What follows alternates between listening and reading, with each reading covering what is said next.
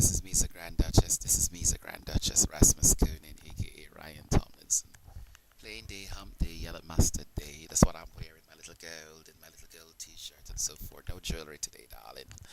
Um, what did I want to say? Today I want to talk about procedure. Hump of procedure, the hump of getting over an obstacle and so forth. Um, what is it that when we find out follow procedures and proper steps are not taken in something, do we abort the result of the thing, or do we try to reinvigorate it? Well, it depends on what we're looking at. If you're going to reinvigorate something because it's good, make sure that proper steps, all parties involved, are not injured or put out by the process. Whoever is put out should be duly compensated.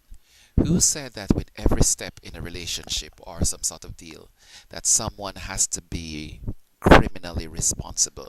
We know the actions are criminal actions. We know there are injustices done to people. Why do we keep focusing on the injustice and keep prosecuting the source? Why don't we get to the victim? What satisfied the victim, or what satisfies this new course that we want to uphold and take and treasure and so forth? Realize that when we're building something, we build it in unity, in unison. We build it, as some people say, to invite everything good, all the good spirits, and whatever it is, adapt the new reality of living, the vibrancy of and the essence of our being. Why is it that we should divulge into the negative aspects of it? Move on. There's some people are hurt and so forth and so forth. We should stop looking at victims the way that we do. They're not just a band-aid bunch of people. Realize as leaders and as competent members and as professionals that when we make mistakes, mistakes are there for growth, that we do not further use procedures to cover our mistakes and our misdeed. In that, we become more liable and more irresponsible in our process. This week, people talk about Benghazi, IRS, and whatever. I know who should be fluttered in that White House and what should not be fluttered. It's the same thing, darling. After one administration, if I do not take action on my inaction or responsibility for my responsibility, then it becomes somebody else's responsibility. And in that essence, then we have the victim suffering even more of what should be a simple process. I use my own life and my own example as an example to everything else. In my court martial, there was not a lot of process, a lot of things left out. There were some things that they said happened that didn't happen, and so forth.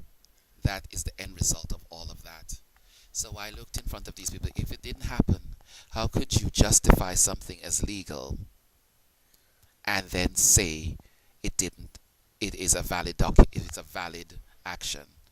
An action cannot be valid, and yet still you hold somebody hostage for inaction, invalid action, and irresponsibility that should be taken. So I raise this flag today as a responsible human being, as a member of a citizenry that declare true freedoms and true rights for individual, knowing that no institution et al. Army cannot encroach or cannot impede or cannot deem those rights as obsolete.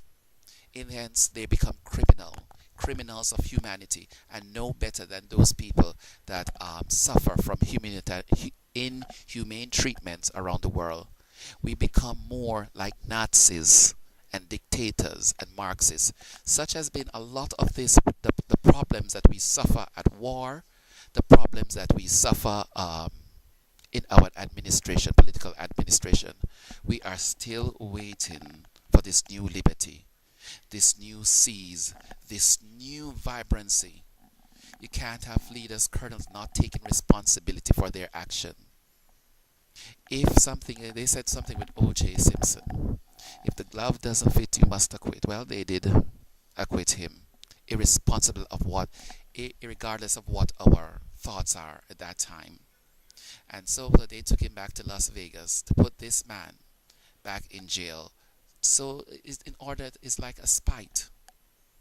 That was the most disgraceful thing I have ever seen. And the society should be ashamed of itself. If we cannot get you one way, we'll get you another way.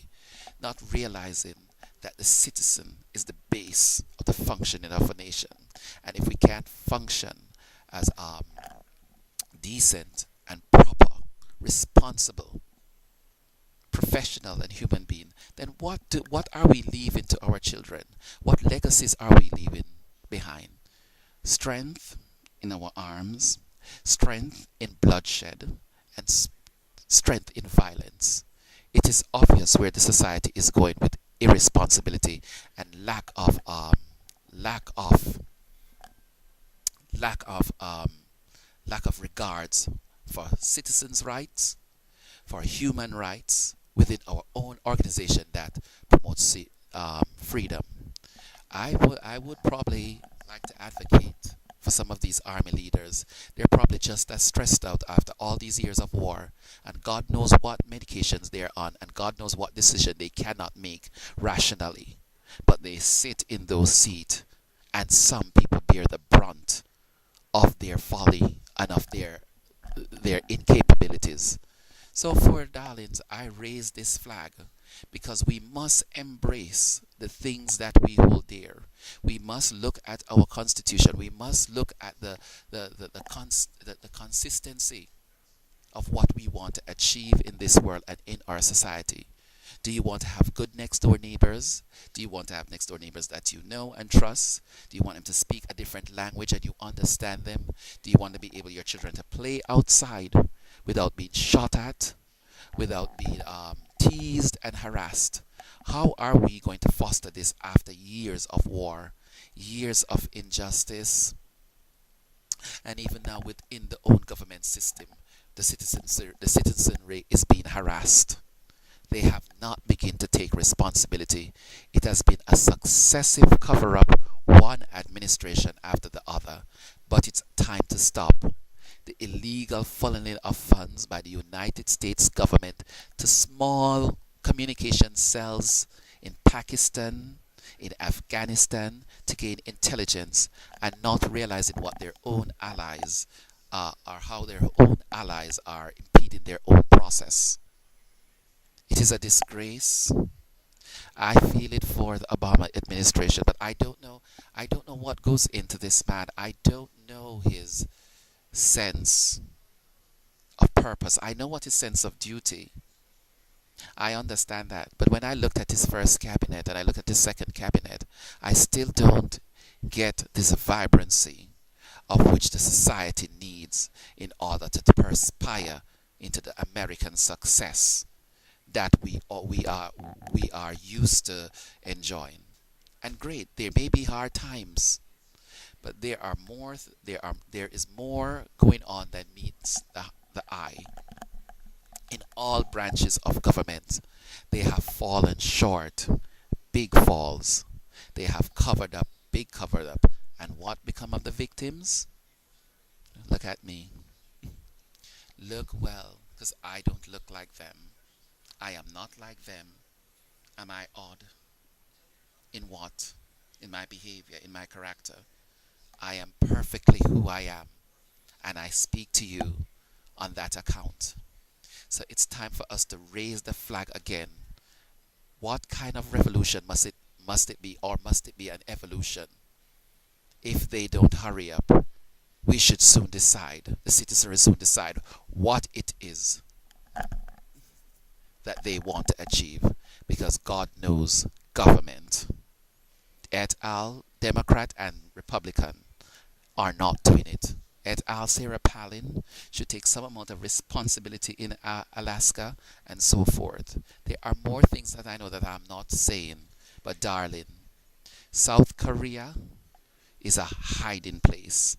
It's a place of criminal activity for the U.S. Army and the government. It's a place of illegal transport of people and criminals and terrorists. Let's stop it. This is MEZA Grand Duchess Rasmus Cone.